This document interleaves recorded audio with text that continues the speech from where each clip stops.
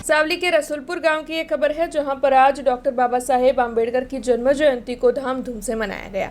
आज संविधान के गढ़वैया डॉक्टर बाबा साहेब आम्बेडकर जी की जन्म जयंती मनाई जा रही है। तब सावली के रसूलपुर गांव में भारतीय जनता पार्टी की ओर से उनकी जन्म जयंती मनाने का आयोजन करवाया गया था।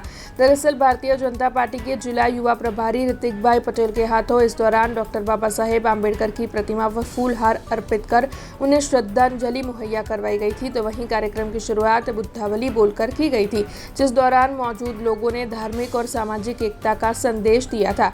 तो वहीं इस दौरान सावली तालुका भीम आर्मी के कार्यकर समेत आसपास के गांव के लोग भी बड़ी तादाद में मौजूद रहे थे। आज रोज डॉक्टर बाबा साहेब आंबेडकરની 135મી જન્મ જયંતિ નિમિત્તે હું ભારતના તમામ વ્યક્તિઓને, ભારતના નાગરિકોને અભિનંદન પાઠવું છું।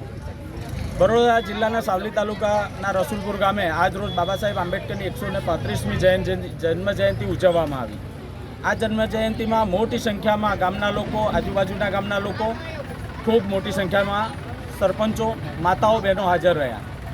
આજનો આ દિવસને યાદગાર બનાવવા માટે ઋતિકભાઈ પટેલ પણ હાજર રહ્યા હતા, તેમજ ભીમ આર્મીના તમામ કાર્યકર્તાઓ હાજર રહ્યા હતા।